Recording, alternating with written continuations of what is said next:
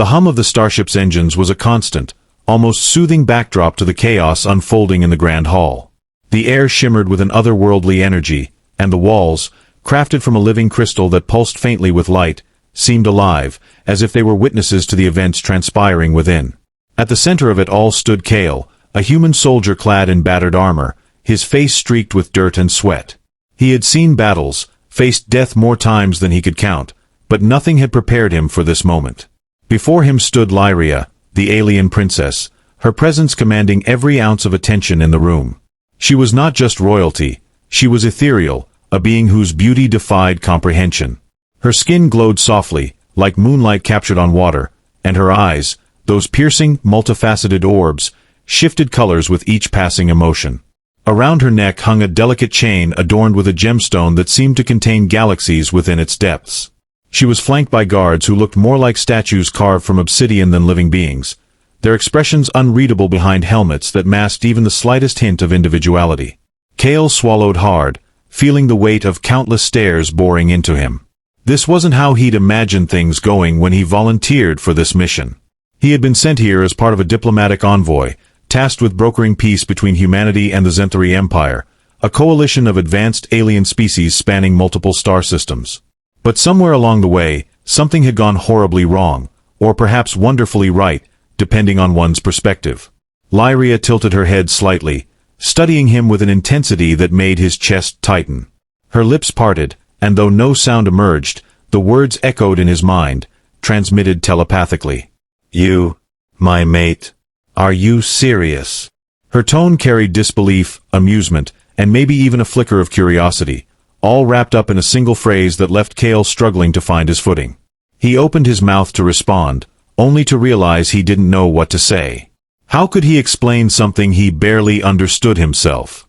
According to ancient Zenthari customs, which humans were only now beginning to grasp, a bond between two individuals could form spontaneously under certain conditions, a rare phenomenon known as Valeth. It was said to occur when two souls resonated at the same frequency, creating a connection so profound that it transcended species, culture, and logic.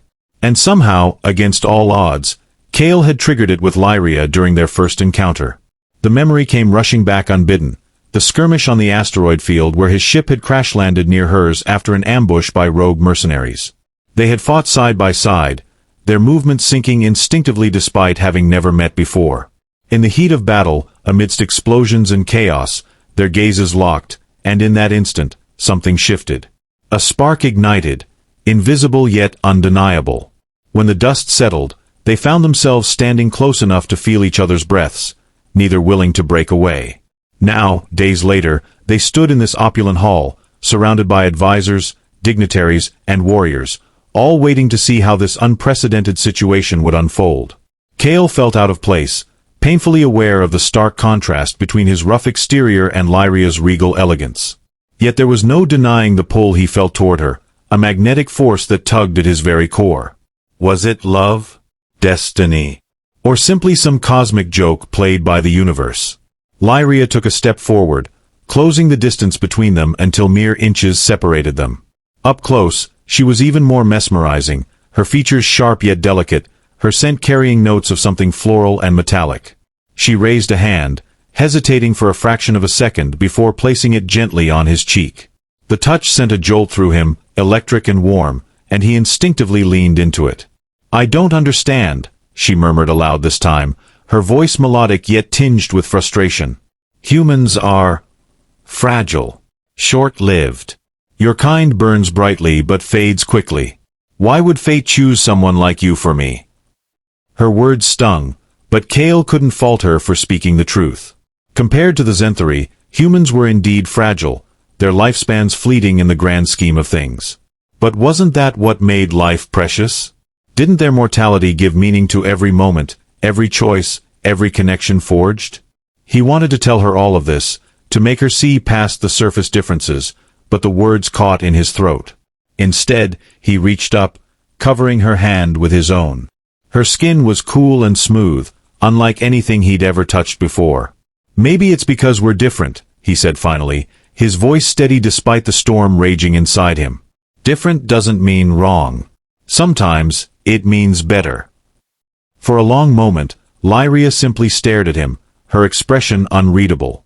Then, slowly, a smile tugged at the corners of her lips, a small, hesitant thing, but genuine nonetheless.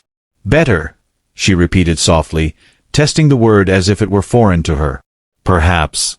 But this bond, it changes everything. Do you realize that?" Cale nodded, though he wasn't entirely sure he did. What he did know was that walking away wasn't an option. Not anymore. Whatever lay ahead, whatever challenges or dangers awaited them, he was ready to face them together. Because deep down, beyond reason or logic, he knew one thing for certain: she was worth it. The days that followed were a blur of ceremonies, discussions, and whispered debates among the Zenthari Council. While Cale and Lyria's bond had been acknowledged as legitimate according to their laws, it was far from universally accepted. Many viewed the pairing as an affront to tradition, a dangerous precedent that could destabilize the delicate balance of power within the Empire. Others saw potential, a chance to bridge the gap between humanity and the Zenthari, forging alliances that could reshape the galaxy. Lyria bore the scrutiny with grace, her poise unwavering even as dissenting voices grew louder. Privately, however, she struggled. Each night, she retreated to her chambers, pacing restlessly beneath the glow of the crystalline walls. Doubts gnawed at her, questions she couldn't silence no matter how hard she tried. Could she truly share her life with someone so fundamentally different from herself? What would her people think of her? And most importantly, what did she truly want? Cale, meanwhile, grappled with his own insecurities. He was used to relying on strength and strategy, qualities that served him well in combat but felt woefully inadequate in matters of the heart. Every interaction with Lyria felt like navigating uncharted territory, fraught with uncertainty yet brimming with possibility. He admired her intelligence, her courage, her quiet determination, but admiration alone wasn't enough to build a future upon. Their moments together were few and fleeting, stolen in the brief intervals between official duties. During these rare encounters, they talked about their worlds, their hopes, their fears. Lyria spoke of her childhood, growing up in the shadow of expectations, always striving to prove herself worthy of the throne. Cale shared stories of Earth, of its beauty and flaws, of the people he'd fought to protect and the dreams he'd once held dear. Through these conversations, they began to see each other not as symbols or ideals, but as individuals shaped by their experiences. One evening, as the twin moons of Zenthara cast silvery light across the palace gardens, they found themselves alone for the first time in days. The air was cool and fragrant, filled with the songs of nocturnal creatures native to the planet. Lyria led Cale to a secluded bench overlooking a tranquil pond, its surface dotted with luminous lilies that floated like tiny stars. They sat in silence for a while, content to simply be in each other's presence. Finally, Lyria turned to him, her gaze searching. "Tell me honestly," she said, her voice barely above a whisper. "Do you believe this is real? Or is it merely convenience? Duty?" Cale hesitated, weighing his response carefully. "I won't lie, it started as duty. I came here to represent my people, to do what needed to be done. But now—" he paused, looking into her eyes. "Now, I can't imagine walking away. Not because I have to, but because I want to stay with you." Tears welled in Lyria's eyes, though she blinked them away quickly. "And what happens when your world calls you back? When mine demands sacrifices you aren't prepared to make?" "I don't know," Cale admitted. "But I'm willing to figure it out. Together." His words hung in the air, heavy with promise and peril. For the first time since their bond had formed, Lyria allowed herself to hope, not just for peace between their peoples, but for something deeper, something personal. Still, shadows lingered on the horizon, reminders that their path would not be easy. As they sat there under the watchful gaze of the moons, neither dared to speak of the trials yet to come. Instead, they clung to the present, savoring the fragile beauty of the moment. News of the bond spread rapidly, rippling outward like waves from a stone tossed into still waters. On Earth, reactions were mixed. Some hailed Cale as a hero, a symbol of unity and progress. Others condemned him, accusing him of betrayal and abandonment. Protests erupted outside government buildings, banners waving slogans both supportive and scathing. The media feasted on the controversy, dissecting every detail of Kale and Lyria's story with relentless fervor. Among those watching closely was Commander Elena Voss, Kale's former superior and mentor. She sat in her office late at night, staring at the holographic display hovering above her desk. Footage of Kale and Lyria played on loop, accompanied by commentary from analysts and pundits. Elena sighed, rubbing her temples as she tried to process the implications of what she was seeing. "Damn fool," she muttered under her breath, though there was no real malice in her tone. She had trained Kale herself, molded him into the soldier he was today. He was brave, resourceful, loyal, but also stubborn, impulsive, and infuriatingly idealistic. She should have seen this coming, really. Kale had always marched to the beat of his own drum, refusing to conform to anyone else's expectations. Still, she hadn't anticipated this particular twist. A soft knock at the door interrupted her thoughts. "Come in," she called, straightening in her chair as the door slid open to reveal Lieutenant Marcus Hale, one of Kale's closest friends and comrades. His expression was grim, his usual swagger replaced by an uncharacteristic solemnity. "You've heard, then," Elena said, gesturing for him to sit. Marcus nodded, sinking into the chair opposite her. "Everyone's heard. Half the base is celebrating, the other half is pissed off, and the rest don't know what to think." He ran a hand through his hair, exhaling sharply. "What are we supposed to do, Commander? This changes everything." Elena leaned back, folding her arms across her chest. "It does," she agreed. "But not necessarily in the way you're thinking. Yes, this complicates things politically. Yes, it raises questions about our relationship with the Zenthari. But ultimately, this isn't about us. It's about Kale and Lyria. They're the ones who have to live with the consequences." Marcus frowned, shaking his head. "That's just it. I don't know if Kale realizes what he's getting himself into. The Zenthari aren't like us. Their culture, their values, they're completely alien. And Lyria, she's not just any Zenthari. She's a princess. There's no way this ends well for him." Elena studied him for a moment, noting the concern etched into his features. "You care about him," she said simply. "Of course I do," Marcus shot back, his voice rising slightly. "He's my brother in arms. We've been through hell together. I don't want to see him throw his life away for some fairy tale romance." "It's not a fairy tale," Elena countered, her tone firm but gentle. "Whatever this bond is, it's real. You've seen the reports. The science backs it up. And whether we like it or not, it's happening. Our job now is to support him, to give him the tools he needs to navigate this new reality." Marcus opened his mouth to argue, then closed it again, deflating slightly. I don't want him to get hurt." "None of us do," Elena replied softly. "But sometimes, protecting someone means letting them take risks. Trusting them to make their own choices, even when those choices scare the hell out of us."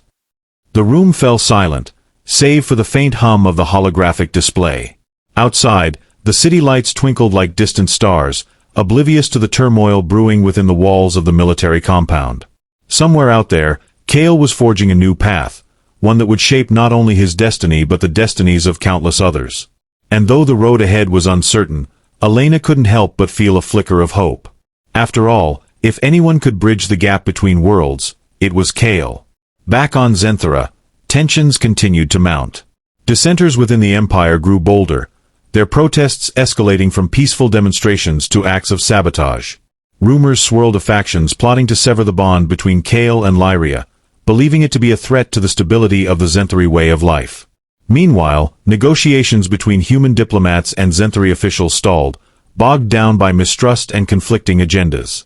Through it all, Kale and Lyria remained steadfast, drawing strength from each other as they navigated the storm. Their bond, once a source of confusion and doubt, had become a beacon, a reminder that even in the face of adversity, connection was possible. Whether it would be enough to weather the challenges ahead remained to be seen. But for now, they held on to each other, determined to write their own story, no matter where it might lead. The days turned into weeks, and the weight of expectation pressed down on Kale and Lyria like a vice. Every public appearance they made was scrutinized, every word they spoke dissected for hidden meaning. The Zenthari court buzzed with intrigue, whispers of rebellion and dissent threading through the corridors like poison ivy. Some nobles openly questioned whether Lyria was fit to rule if she allowed herself to be swayed by emotion rather than logic. Others argued that her bond with Kael could destabilize centuries of carefully maintained order within the empire. For Kael, the pressure was suffocating. He had always prided himself on his resilience, his ability to adapt to any situation thrown his way. But this was something else entirely. It wasn't just about surviving battles or outsmarting enemies anymore. It was about proving himself worthy of a world he barely understood. Each morning, he woke with a knot in his stomach, wondering how long he could keep up the facade of confidence before someone saw through it. Lyria noticed the toll it was taking on him. She watched as he forced smiles during diplomatic meetings, as he nodded politely while advisors debated strategies he didn't fully grasp. At night, when they were alone, she would catch glimpses of the cracks in his armor, the way his shoulders slumped when he thought no one was looking, the faint tremor in his voice when he admitted he felt lost. It broke her heart, but it also strengthened her resolve. If their bond was going to survive, she needed to fight for him as much as he fought for her. One evening, after yet another grueling day of negotiations, they found themselves back in the palace gardens. The air was cooler now, tinged with the crispness of approaching autumn. Leaves from alien trees fluttered around them, glowing faintly with bioluminescent hues. They walked side by side along a winding path, neither speaking until they reached a secluded grove where a small fountain bubbled softly. Kael stopped, leaning against the edge of the fountain as he stared into its shimmering waters. "Do you ever feel like we're playing roles we weren't meant to play?" he asked suddenly, breaking the silence. Lyria tilted her head, considering his words. "All my life, I've been told what I must do, who I must become," she replied. "But this, us, it doesn't feel like a role. It feels real." He glanced at her, searching her face for signs of doubt. "Even though everyone else thinks it's madness?" "Especially because of that," she said firmly. Her hand found his, fingers intertwining effortlessly. "If we let fear dictate our choices, then we're no better than those who refuse to see beyond their own prejudices." Her conviction steadied him, grounding him in a way nothing else could. For all her grace and poise, Lyria was fierce, a warrior in her own right, unafraid to stand against the tide. And maybe, Kael realized, that was exactly what he needed. Not someone to shield him from the storm, but someone to walk beside him through it. Meanwhile, far beyond the palace walls, trouble brewed. A faction known as the Valeth Nullifiers had emerged, their name a deliberate mockery of the sacred bond Kael and Lyria shared. Led by a charismatic general named Xiren, they sought to dismantle what they viewed as an abomination, a union that threatened the purity of Zenthari lineage. Their rhetoric spread quickly, fueled by fear-mongering propaganda that painted humanity as invaders intent on corrupting the empire. Xiren himself was a formidable figure, tall and broad-shouldered, with skin the color of polished obsidian and eyes that burned with intensity. He moved through the shadows of the empire like a predator, rallying supporters and sowing discord wherever he went. His ultimate goal was clear: to overthrow Lyria and install himself as ruler, using the chaos surrounding the bond as justification for his coup. Word of the Nullifier's activities reached the palace eventually, carried by informants and intercepted communications. When Lyria first heard of them, she dismissed them as little more than rabble-rousers, unworthy of her attention. But as reports grew more frequent and more alarming, she began to realize the threat they posed. They weren't merely protesting, they were organizing, arming themselves, preparing for war. "This cannot continue," she declared during a private council meeting, her voice sharp enough to cut glass. "We cannot allow fear and hatred to divide us. If Xiren wants a fight, then we will give him one, but on our terms." Her advisors exchanged uneasy glances. Many of them still harbored doubts about Kael, viewing him as a liability rather than an asset. How could they trust a human soldier to lead troops into battle against their own kind? Yet none dared challenge Lyria directly, not when her determination blazed so brightly. Kael listened silently from the corner of the room, feeling both grateful and guilty. Grateful because Lyria was defending him, standing by his side despite the risks.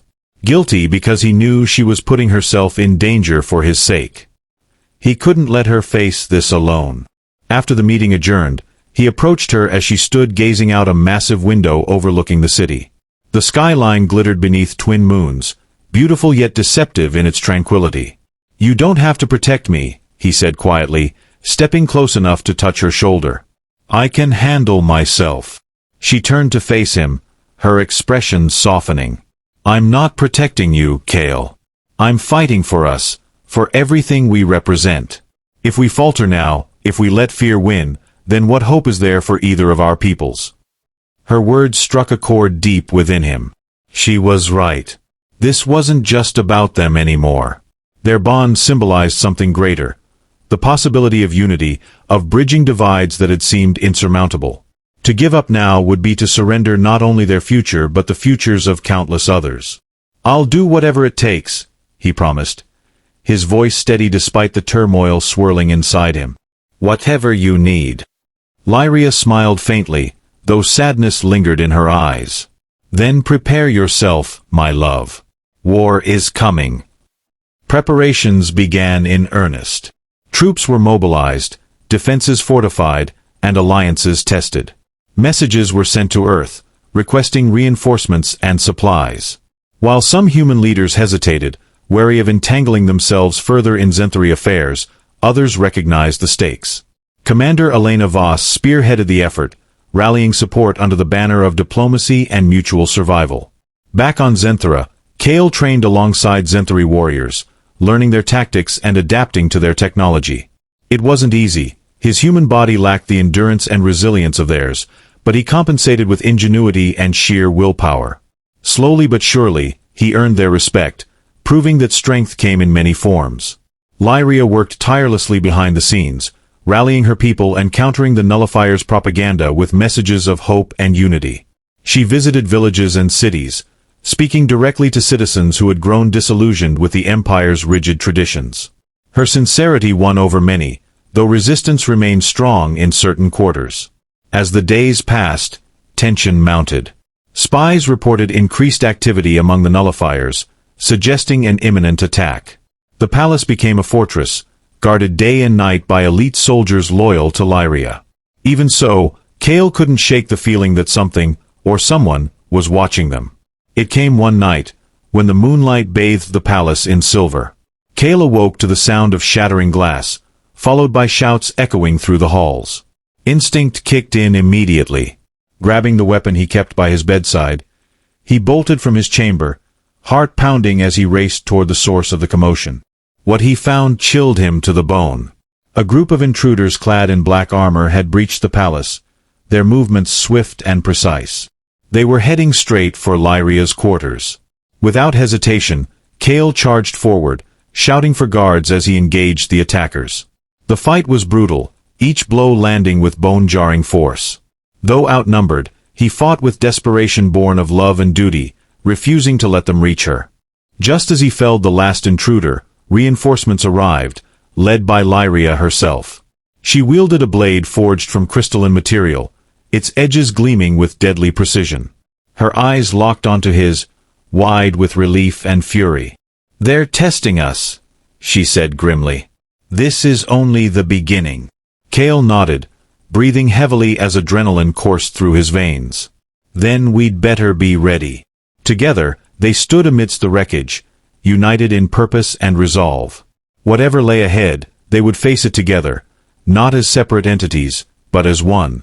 The aftermath of the palace attack left an indelible mark on both Kale and Lyria. Though they had successfully repelled the intruders, the breach exposed vulnerabilities that neither could ignore. The Nullifier's audacity in striking at the heart of Zenthari power sent shockwaves through the Empire, shaking even the most steadfast supporters of Lyria's rule. For the first time in centuries, fear crept into the minds of the Zenthari people, a creeping uncertainty about their future under a princess who dared to defy tradition. Kale bore the scars of the battle, literal and otherwise. A jagged cut ran along his forearm where one of the attackers had landed a lucky strike, and bruises bloomed across his ribs from blocking blows meant to incapacitate or kill. But it was the weight of responsibility that pressed hardest upon him. He had sworn to protect Lyria, Yet he couldn't shake the feeling that he had failed her by allowing the attackers to get so close. Lyria, for her part, refused to let guilt take root in him. "You saved me," she told him later that night as they sat together in her chambers, the air heavy with exhaustion and unspoken fears. Her fingers traced the edge of his bandaged wound, her touch feather-light but deliberate. "Do not diminish what you did tonight." "I should have stopped them before they got inside," Cale muttered, staring at the floor. His voice carried the roughness of someone holding back emotions too raw to voice aloud. "If I'd been faster." "You are human," Lyria interrupted, her tone firm but gentle. "Not a machine. You cannot expect perfection from yourself any more than you can demand it from others." She paused, her gaze softening. "And besides, you were there when it mattered most. That is what counts." Her words offered solace, but they didn't erase the gnawing sense of inadequacy that lingered in Cale's chest. He wasn't just fighting for Lyria anymore. He was fighting for an entire species that viewed him with suspicion, if not outright hostility. Every misstep felt like fuel for their doubts, every failure a justification for those who sought to tear them apart. In the days following the attack, tensions escalated further. Xiron and the Nullifiers grew bolder, launching raids on outlying settlements and disrupting supply lines. Their message spread like wildfire. The bond between human and Zenthari is unnatural. It weakens us. It endangers everything we hold sacred. To many, their rhetoric struck a chord, exploiting deep-seated fears about change and loss of identity. Lyria responded with equal ferocity, traveling to affected regions to meet with survivors and rally support. Wherever she went, she spoke passionately about unity, not just between humans and Zenthari, but among all beings willing to embrace coexistence over conflict. Her speeches were met with mixed reactions, cheers from some, jeers from others, and silence from those still undecided. Yet she persisted, knowing that winning hearts would be as crucial as winning battles. Cale accompanied her whenever possible, serving as both protector and symbol. Seeing him stand beside Lyria helped sway some skeptics, though others remained unconvinced. During one particularly heated exchange in a crowded marketplace, a farmer hurled insults at Cale, calling him a parasite feeding off Zenthari generosity. Instead of retaliating, Cale simply held up his hands in a gesture of peace. "We're not here to take anything from you," he said calmly, his voice carrying over the murmurs of the crowd. "We're here because your princess believes in something better, for all of us. And so do I." The farmer spat on the ground but said nothing more, retreating into the throng. Later, Lyria praised Cale for his restraint, though she noticed the tightness around his eyes, the toll of swallowing anger rather than letting it loose. "You don't have to pretend to be invincible," she whispered to him as they prepared to leave. "It's okay to feel angry, to feel hurt." "I know," he replied, forcing a smile. "But right now, I need to be strong, for you. For everyone counting on us." His resolve inspired her, even as it worried her. She saw how much he carried on his shoulders, how determined he was to prove himself worthy. And while she admired his strength, she feared it might break him in the end. Back at the palace, preparations for war intensified. Military strategists worked around the clock, devising plans to counteract the Nullifier's growing influence. Spies infiltrated enemy ranks, gathering intelligence that painted a grim picture. Xiron was amassing forces, preparing for a full-scale assault on the capital. Time was running out. One evening, as Lyria pored over maps and reports in her private study, Cale entered quietly, carrying 2 steaming cups of tea infused with herbs native to Zenthara. He set one down beside her and took a seat across the desk, watching as she absently rubbed her temples. "You haven't slept in days," he observed, concern etched into his features. "Neither have you," she countered without looking up. He chuckled softly. "Touché." They shared a brief moment of levity, the kind that came only from understanding each other's burdens without needing to articulate them. Then Lyria sighed, setting aside the documents she'd been reviewing and meeting his gaze. "What happens if we lose?" she asked suddenly, her voice barely above a whisper. It was the first time she had voiced the question aloud, though Cale knew it had haunted her for weeks. He hesitated, weighing his response carefully. "We won't," he said finally, conviction steadying his tone. "Because losing isn't an option," She studied him, searching for cracks in his certainty. Finding none, she nodded slowly. I want to believe that. I do. But sometimes I wonder if we're asking too much of our people. Of ourselves. Kale reached across the desk, taking her hand in his. Maybe we are. But isn't that what makes it worth fighting for? If it were easy, anyone could do it. But it's different. It's hard. And maybe that's why it matters. Tears welled in Lyria's eyes, though she blinked them away quickly. You always know what to say. No, he corrected gently. I just know how I feel. About you. About us. And that's enough. For a long moment, they sat in silence, drawing comfort from each other's presence. Outside, the wind howled against the palace walls, carrying whispers of storms yet to come. Inside, however, there was warmth, a fragile but undeniable connection that defied logic and reason. As dawn broke over the horizon, painting the sky in hues of gold and crimson, Kale stood on the palace balcony overlooking the city. Below, soldiers marched in formation, their movements synchronized like clockwork. Civilians bustled through streets lined with banners bearing Lyria's insignia, their expressions ranging from determination to apprehension. Beyond the city limits, dark clouds gathered, signaling the approach of conflict. Lyria joined him moments later, her regal posture masking the turmoil within.